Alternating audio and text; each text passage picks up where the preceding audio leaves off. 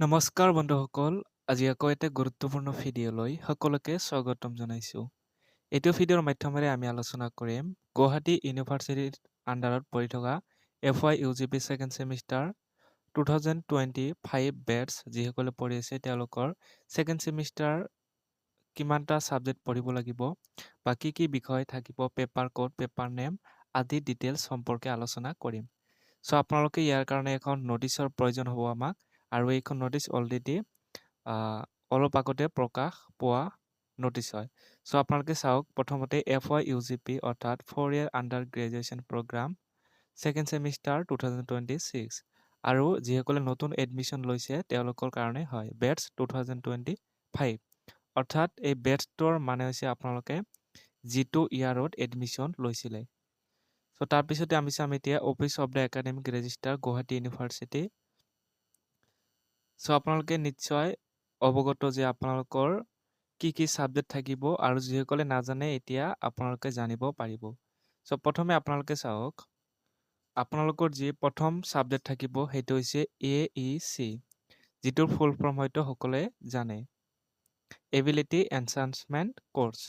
চ' এইটো আপোনালোকৰ AEC থাকিব, যিটো চিৰিয়েল নাম্বাৰ হিচাপত থাকিব, অৰ্থাৎ কিমান কেইটা ছাবজেক্ট থাকিব সেইটো আপোনালোকে জানি ল'ব। চ' প্ৰথমে থাকিব আপোনালোকৰ AEC, যিটো ফাৰ্ষ্ট ছেমিষ্টাৰত কোনোবাই পঢ়িছিল ইংলিছ, এছামিছ, গাৰো, তাৰপিছত বিভিন্ন ধৰণৰ অপশ্যনাল দিয়া আছিল। কিন্তু ছেকেণ্ড ছেমিষ্টাৰত যেতিয়া আপোনালোকে উঠিব তেতিয়া AEC ছাবজেক্টটো কম্পালচাৰী হ'ব, আৰু যিটোৰ পেপাৰ দিয়া থাকিব ইংলিছ কমিউনিকেশ্যন।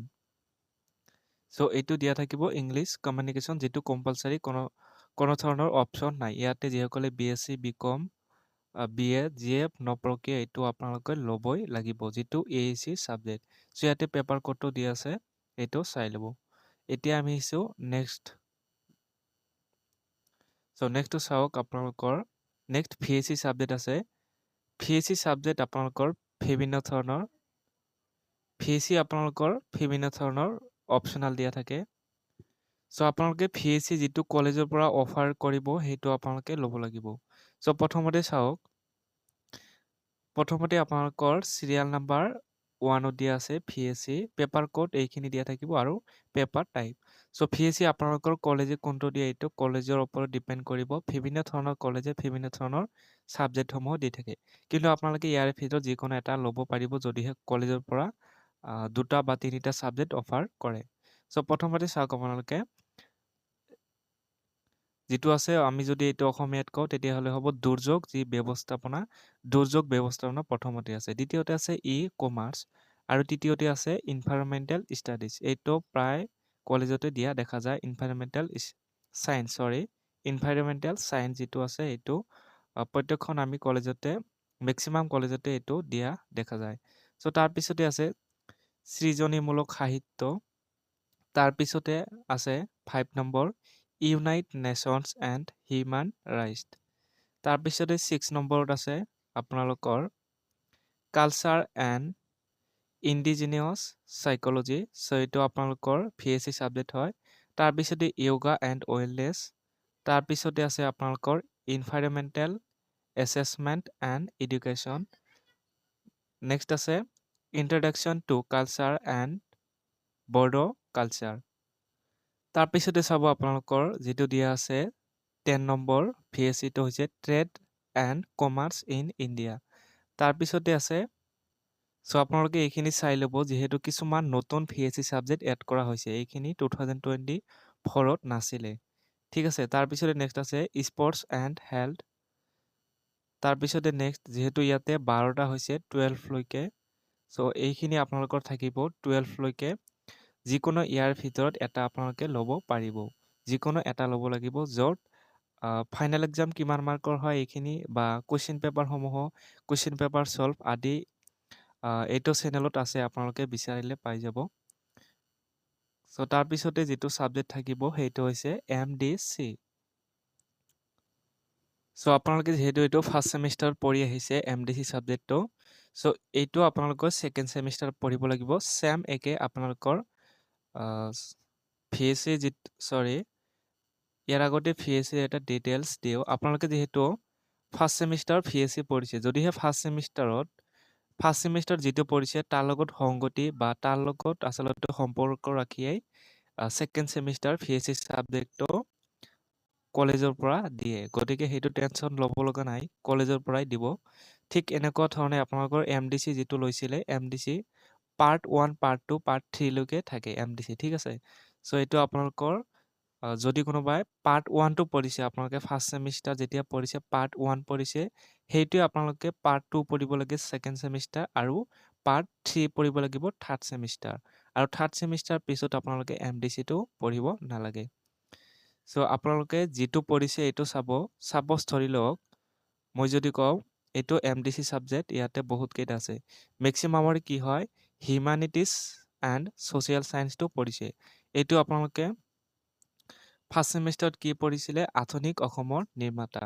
চ' এইটো পাৰ্ট 1 আছিলে। গতিকে এইটো পাৰ্ট 2টো হ'ব ডেম'ক্ৰেচি এণ্ড পিপল ৰাইটছ। চ' এইটো পঢ়িব লাগিব আপোনালোকৰ যিসকলে ফাৰ্ষ্ট ছেমিষ্টাৰত পঢ়িছে আধুনিক অসমৰ নিৰ্মাতা। ঠিক এনেকুৱা ধৰণে আপোনালোকে ইনফৰমেশ্যন এণ্ড কমিউনিকেশ্যন টেকন'লজি 1 পঢ়িছে আৰু ছেকেণ্ড ছেমিষ্টাৰত 3টো যিটো দিয়া আছে এইটো পঢ়িব লাগিব। চ' একে ধৰণে আপোনালোকে কোনো টেনশ্যন লোৱাৰ কাৰণে কোনটো ছাবজেক্ট হ'ব সেইটো কলেজৰ পৰাই দিব।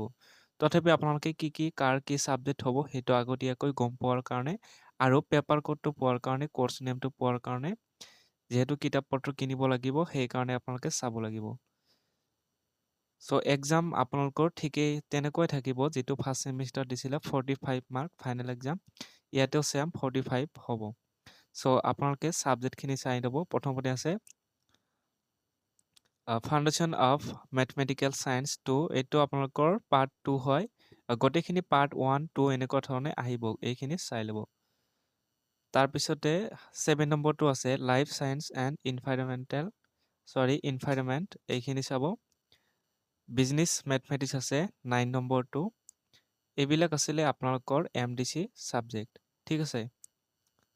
তাৰপিছতে এতিয়া আমি আহিছোঁ skill enhancement course major oriented. So' এইটো আপোনালোকে আমি যদি ফাৰ্ষ্ট ছেমিষ্টাৰৰ কথা কওঁ তেতিয়াহ'লে আপোনালোকে নিজে ইচ্ছামতে কিছুমানে SSC ছাবজেক্টটো লৈছিলে।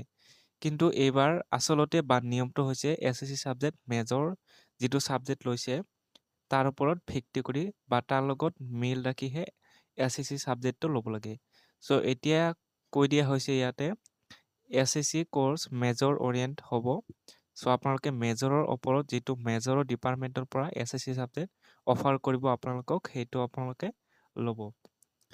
চ' ইয়াতে চাওক আপোনালোকে যদি কমাৰ্চ কাৰোবাৰ আছে কমাৰ্চ, তাৰপিছত এৰাবিক, এছামিছ যাৰ মেজৰ আছে তেওঁলোকৰ ডিপাৰ্টমেণ্টৰ পৰা কোনটো ছাবজেক্ট SSC কৰিব সেইটো ছেকেণ্ড ছেমিষ্টাৰত ইয়াতে দিয়া আছে চাব। প্ৰায়াহিক অসমীয়া গ্ৰন্থ সম্পাদনা আৰু মুদ্ৰণ।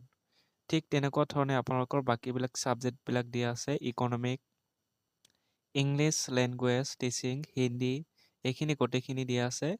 চ' আৰু এটা কথা, যিসকলৰ হিষ্টৰী মেজৰ আছে আৰু ফিলচফি বা পলিটিকেল ছায়েন্স মেজৰ আছে তেওঁলোকৰ SSC ছাবজেক্টটো ল'ব লাগিব। ছাপ'জ হিষ্টৰীটো যাৰ মেজৰ আছে তেওঁৰ পেপাৰ কোডটো ইয়াত দিয়া আছে, যিটো SSC ছাবজেক্ট ল'ব লাগিব। আৰু এইবিলাক ছাবজেক্ট আচলতে যাৰ ডিপাৰ্টমেণ্টৰ পৰাহে দিব, অৰ্থাৎ মেজৰ যিটো ছাবজেক্ট লৈছে, যদি কাৰোবাৰ হিষ্টৰী মেজৰ আছে সেই ক্ষেত্ৰত ছেকেণ্ড ছেমিষ্টাৰত SSC ছাবজেক্ট পঢ়িব লাগিব oral culture and oral history. So' ইয়াৰে কুৱেশ্যন পেপাৰ আৰু সমাধান আপোনালোকে চেনেলত বিচাৰিলে পাব। কোনো ধৰণৰ টেনশ্যন লোৱাৰ কোনো কাৰণ নাই। তাৰপিছতে যদি কোনোবাই ফিলচফি লৈছে, ক্ৰিটিকেল থিংকিং, এইটো আপোনালোকে SSC ল'ব লাগিব।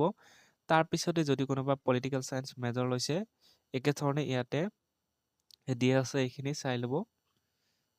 SSC ছাবজেক্ট আপোনালোকৰ বহুত কেইটা হ'ব, যিটো মেজৰৰ ওপৰত ডিপেণ্ড কৰিব। বাৰে বাৰে কৈ আছোঁ, আপোনালোকে বেলেগ ছাবজেক্ট নল'ব, পিছত প্ৰব্লেম হ'ব পাৰে। চ' এইখিনি SSC কাৰ কি ছাবজেক্ট হয় এইখিনি আপোনালোকে অলপ জানি ল'ব। চ' তাৰপিছতে এতিয়া আমি আহিছোঁ যিটো আপোনালোকৰ মেজৰ ছাবজেক্ট যিটো আছে আপোনালোকৰ, সেই মেজৰ ছাবজেক্ট কি মেজৰ বা পেপাৰ, কিমানটা মেজৰ থাকিব, কিমানকেইটা মেজৰ পেপাৰ পঢ়িব লাগিব, তাৰপিছতে পেপাৰ নেম আৰু পেপাৰ কোড আদি সম্পৰ্কে আলোচনা কৰিম। প্ৰথমতে যিসকলৰ মেজৰ আছে তেওঁলোকৰ কথা কৈছোঁ।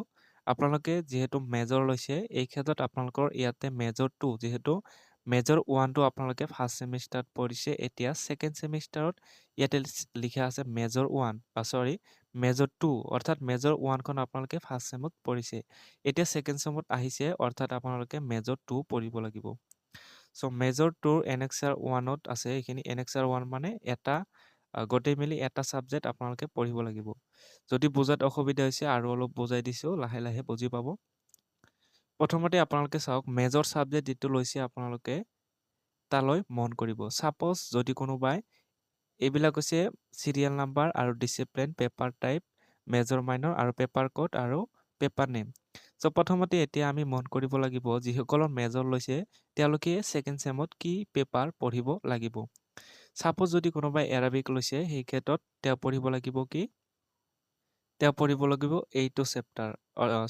এইটো পেপাৰ অৰ্থাৎ syntax and semantics of Arabic language এইটো পঢ়িব লাগিব যিসকলে এৰাবিক মেজৰ লৈছে ঠিক তেনেকুৱা ধৰণে যাৰ এছামিজ মেজৰ আছে তেওঁ পঢ়িব লাগিব অসমীয়া ভাষা আৰু সাহিত্যৰ ইতিহাস ইয়াতে চনবিলাক দিয়া আছে চাই লব নেক্সট আপোনালোকৰ যদি চাই যাৰ যি সাবজেক্ট আছে এইখিনি চাই লব ভিডিঅটো লং হৈছে গোটেইখিনি কৈ দিয়া সম্ভৱ নহয় তথাপি মাজে মাজে কৈ দিছো সাপোজ যাৰ এডুকেশ্যন মেজৰ আছে এডুকেশ্যন মেজৰ পেপাৰ কোডটো দিয়া আছে কি পেপাৰ পঢ়িব লাগিব হেইটোৰ কোড নাম্বাৰটো দিয়া আছে তাৰ পিছতে আপোনালোকে চাওক যেটো এডুকেশ্যন সাইকোলজি পঢ়িব লাগিব এটো হৈছে মেজৰ পেপাৰৰ নাম এটো মেজৰ 2 ঠিক আছে সো গোটেইখিনি এনে ধৰণে চাই লব আৰু যদি কাৰোবাৰ হিষ্টৰী আছে এই ক্ষেত্ৰত হিষ্টৰী অফ ইণ্ডিয়া পঢ়িব লাগিব 1206 ৰ পৰা 1757 CE লৈকে এইখিনি পঢ়িব লাগিব আৰু যাৰ পলিটিক্যাল সায়েন্স আছে তেওঁ পঢ়িব লাগিব ইণ্ডিয়ান গভৰ্ণমেণ্ট এণ্ড পলিটিক্স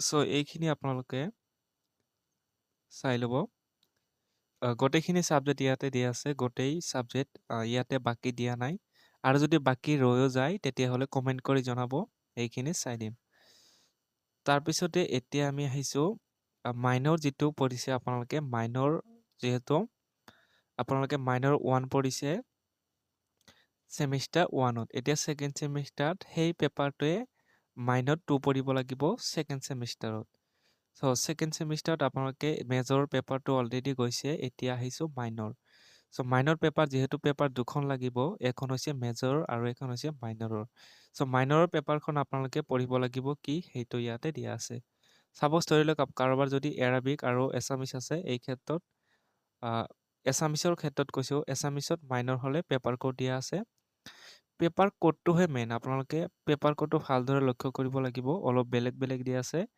যাৰ মেজৰ আছে এমজি দিয়া আছে নিশ্চয় সো এইটো আমি চাম এইটো চাওক পেপাৰ কোড মেজৰৰ ক্ষেত্ৰত এম জে সো এইটো আৰু যদি মাইনৰ আছে এম এন হ'ব ঠিক আছে এইটো অলপ লক্ষ্য কৰিব লাগিব তাৰ পিছতে আছে আপোনালোকৰ যেটো এছামিজ পেপাৰ পঢ়িব লাগিব মাইনৰৰ কাৰণে অসমীয়া ভাষা আৰু সাহিত্যৰ ইতিহাস একে ধৰণে এইখিনি চাই লব গোটেইখিনি আৰু যাৰ এডুকেশ্যন আছে এডুকেশ্যন সাইকোলজি পঢ়িব লাগিব সো পেপাৰখিনি সেম সাগে অলপ ইফাল হ'ব পাৰে কিন্তু আপোনালোকৰ যেটো পেপাৰ কোড হেটো টোটালি ডিফাৰেন্ট আছে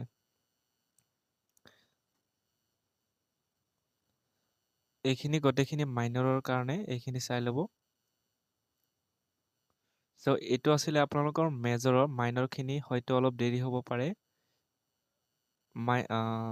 মেজৰৰ খিনি দিয়া হৈছে এইখিনি গতিকে এইখিনি আছিল আপোনালোকৰ কিবা জানিব লগা থাকিলে কমেন্ট কৰিব পাৰে ভিডিঅটো ভাল লাগিলে শেয়াৰ কৰিব লাইক কৰিব আৰু চেনেলটো সাবস্ক্ৰাইব কৰি লব